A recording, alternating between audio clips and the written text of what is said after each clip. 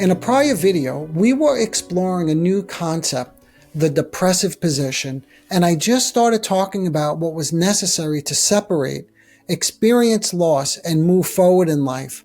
Let's continue thinking about what is the most important thing for those suffering with narcissistic characteristics to give up. For those struggling with narcissistic characteristics, it is the grandiose sense of self, the feeling and belief in one's omnipotence. It is the belief that I know best, or I know what is true and what actually happened.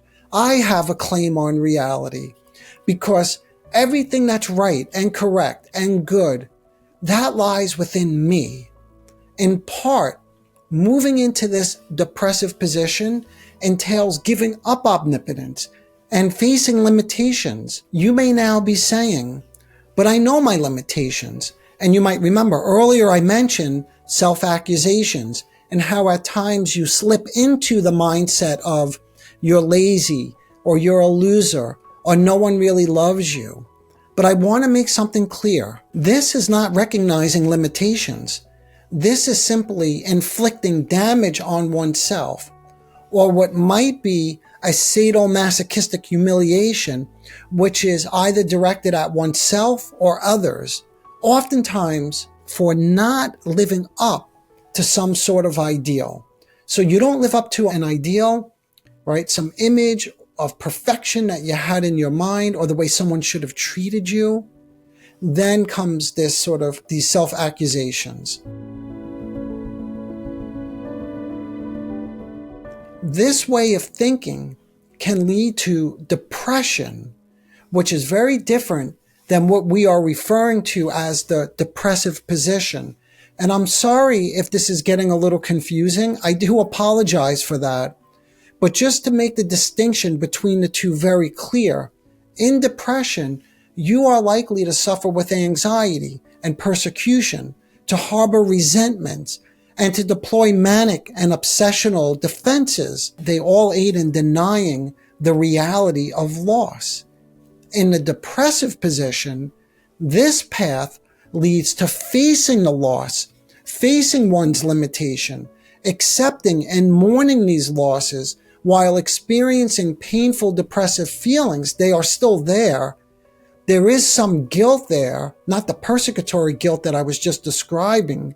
There is some regret and there is some remorse, but you don't turn to yourself in that self-accusing way that I was describing that happens with depression proper. If I may return to the point I made earlier, successful development occurs when someone close to you can have a mind, an opinion, a memory of their own. And here's the critical piece, that's different from yours. A really important point in the depressive position arises when the task of relinquishing control over the object has to be faced. And now you could see probably, I said this would become clear, why I refer to it as an object.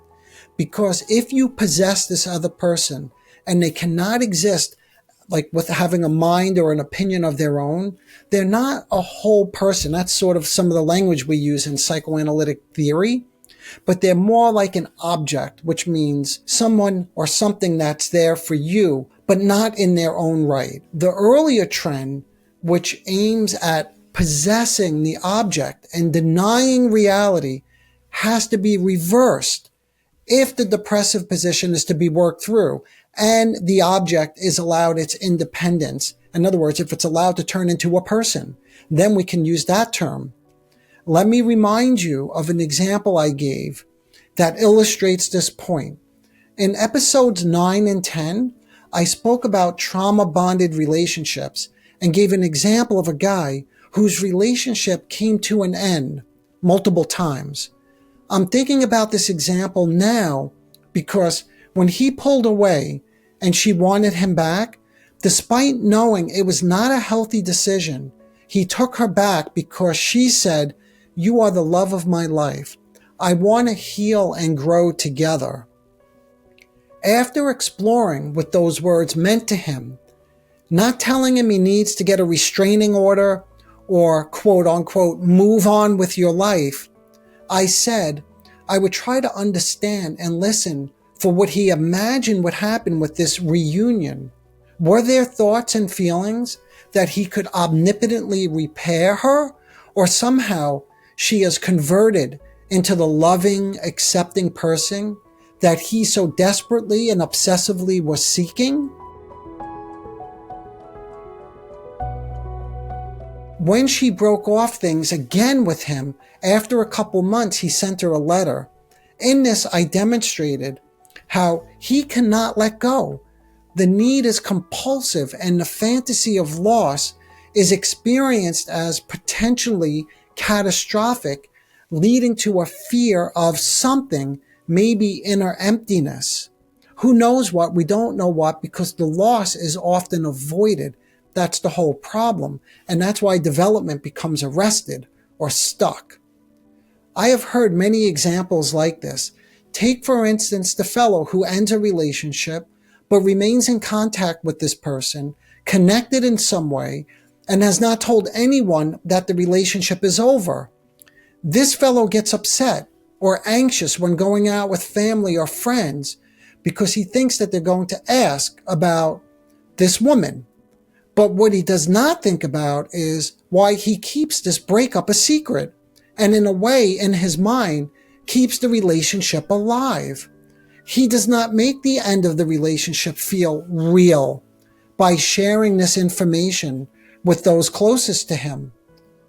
In short, if these experiences cannot be faced, a pathological organization may be called into play to deal with the conflict around loss and separation. What is a pathological organization?